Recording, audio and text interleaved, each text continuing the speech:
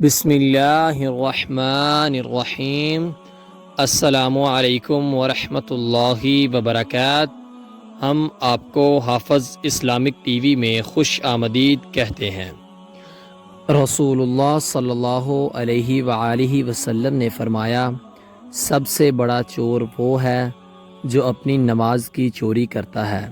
صحابہ نے عرض کیا، اللہ کے رسول صلی اللہ علیہ وآلہ وسلم، وہ اپنی نماز کی چوری کیسے کرتا ہے؟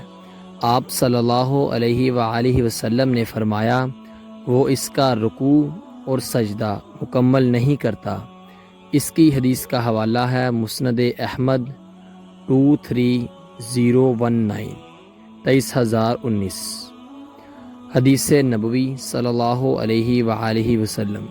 حضور اکرم صلی اللہ علیہ وآلہ وسلم نے ارشاد فرمایا، جس کے قدم اللہ کی راہ میں غبارد آلود ہو گئے، اللہ تعالیٰ اسے دوزخ پر حرام کر دے گا۔ اس کی حدیث کا حوالہ ہے صحیح بخاری 907۔